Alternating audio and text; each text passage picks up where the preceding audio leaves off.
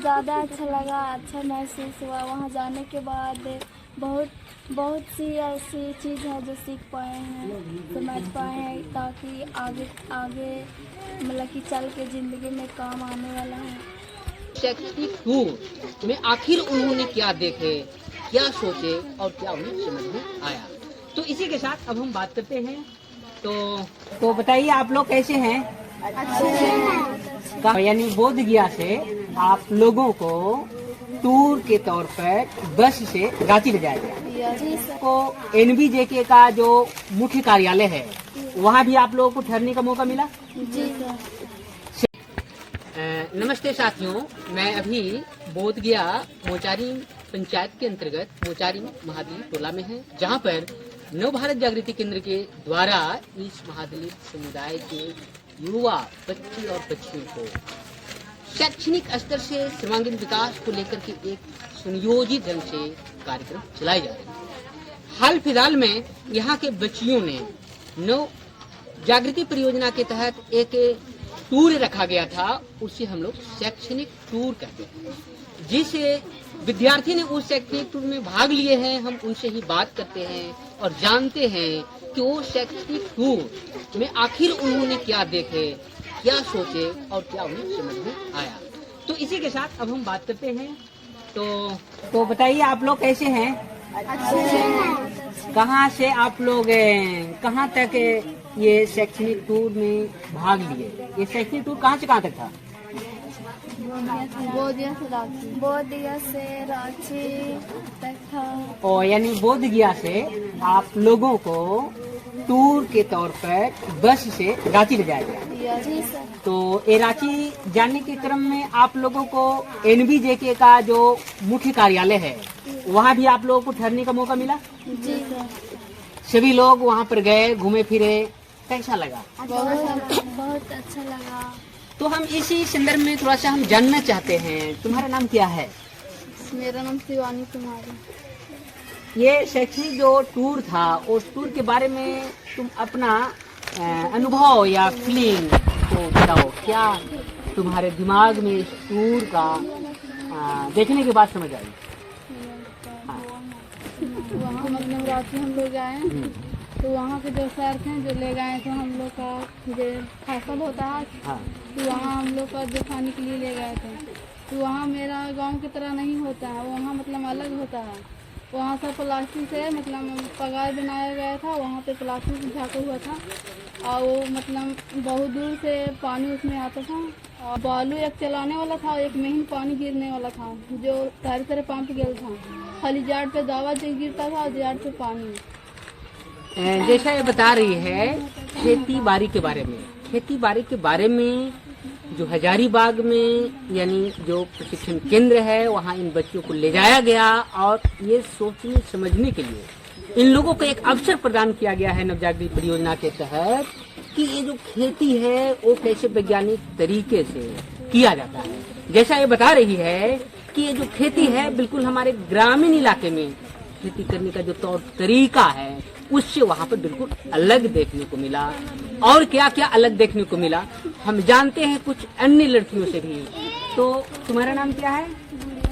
तुम भी गई थी घूमने के लिए? जी सर। अच्छा लगा ये टूर, है ना? बहुत अच्छा लगा। कैसा मैंने कितना अच्छा लगा? बहुत ज़्यादा अच्छा लगा, अच्छा महसूस हुआ। वहाँ जाने के बाद बहुत सी ऐसी चीज़ है जो सीख पाए हैं, समझ पाए हैं, ताकि आगे मतलब कि चल के ज़िंदगी में काम आने वाला है। रियलिटी में ये बच्चियां जो बता रही है कि जो हम लोग को सीखने के लिए और वो भी खास करके देख कर सीखने के लिए अवसर प्रदान किया जा रहा है इस नव परियोजना नव जागृति परियोजना के तहत, ये वाकई में इस समुदाय के तमाम बच्चे और बच्चियों को जीवन को बदल देने वाला ये प्रोग्राम है।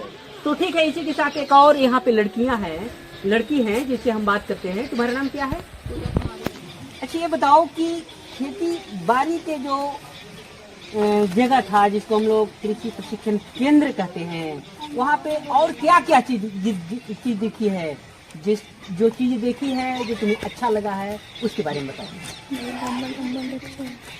वहाँ का गोबर का खाद बनता है और और एक ऐसा मशीन है जो पंप अंदर से लगा हुआ होता है, उसमें पानी खर्च ज़्यादा नहीं होता है और कम पानी। हाँ हाँ, यानी गोबर से जो खाद बनाई जाती है ना, उसको हम लोग विज्ञान की भाषा में कंपोस्ट खाद कहते हैं। दूसरा बात, जो पानी की जो बर्बादी है, आज हम लोग देख रहे हैं, ये जैसा कि गर्मी का मौसम है, ऐसे भी इलाके और क्षेत्र हैं जहाँ पर लोगों को पानी पीने के लिए नहीं मिल रहा है, या ऐसे कहें कि लोग पानी के लिए भी तरस रहे हैं। यह एक हमारा क्षेत्रीय और राष्ट्रीय ही नहीं, यह विश्वव्यापी समस्या है।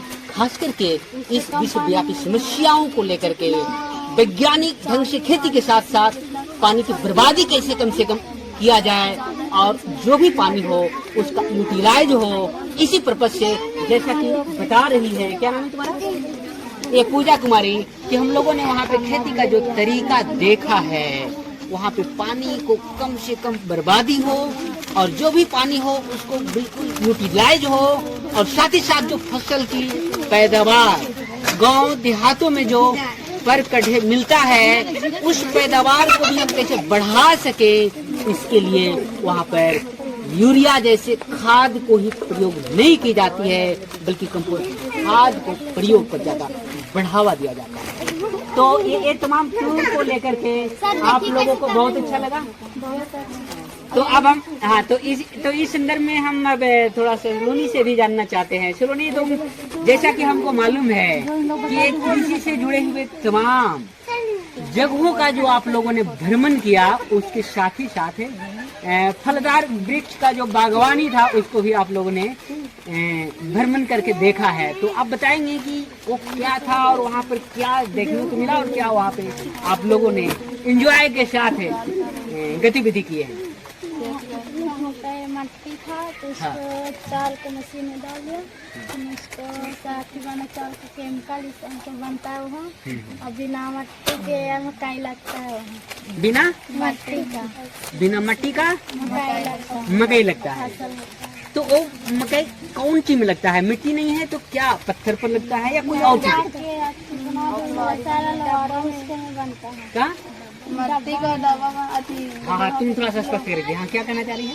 लोहा का मतलब डिब्बा बना हुआ था और उसी में मट्टी उसमें नहीं था, मतलब मकई उसमें उगा हुआ था। जैसा कि ये बच्चे लोगों ने जो बारीकियों से देखने के बाद समझे और इन लोगों को जो नया सा दिखा, यानी यूनिक खेती करने का जो तरीका दिखा, वो इनके शब्दों में मैं कहूँ तो जैसे प्लास्टिक का कुछ बर्तन होता है या बेकार की चीजें, जैसे हम कह सकते हैं प्लास्टिक का जो डब्बे होते हैं, उन डब्बों में कंपोस्ट खाद भरकर उसमें मकई का बीज या कोई खेती वाले बीजों को डालकर उसमें खेती के जैसा एक फसल उपजाई जाती है, जो बिल्कुल जमीन पर नहीं होता, बल्कि वो अलग से उस प्लास्टिक के बर्तन में या कोई अन्य प्रकार के जो बर्तन होता है उसमें उगाया जाता है। तो इस प्रकार से फुल्ली तरह से हम कह सकते हैं कि इन बच्चियों ने केवल सुना ही नहीं, समझा और आंखों से देखा है, और वो देखकर इन लोगों को रियल में एक अपनी समझ बनी है, और उस समझ के आधार पर इन लोगों का कहना है कि हम लोग पढ़ेंगे, लिखेंगे और आगे बढ़ेंगे तो अपने जीवन में इस प्रकार से वैज्ञानिक तौर तरीके से खेती को भी करने का जरूर प्रयास करेंगे। तो इस प्रकार से हम नव भारत जागृति परियोजना के प्रबंधक और ये जो NBJK और KNH हेल्प के द्वारा जो ये परियोजना सुनियोजित ढंग से चलाई जा रही है, तमाम लोगों को मैं बहुत बहुत धन्यवाद देना चाहता हूँ, और मैं चाहता हूँ कि इस प्रकार की एक योजना विस्तार हो और ऐसे ही समाज के वो बच्चों को भी इस तरह की गतिविधियों में शामिल किया जाए जो इस अवसर से छूट रहे हैं, वंचित है। हम समझते हैं यह एक पायलट प्रोजेक्ट के तौर पर इसको आगे लाया गया है, लेकिन ये पायलट प्रोजेक्ट का इम्पैक्ट के आधार पर रियल में संस्थान के संचालक और इसके सपोर्टक महोदय जरूर इस पर विचार करेंगे। इसी के साथ आप तमाम लोगों को बहुत बहुत धन्यवाद। मेरा नाम शिव प्रसाद दास, PhD स्कॉलर, मगध विश्वविद्यालय, बोधगया, बिहार से।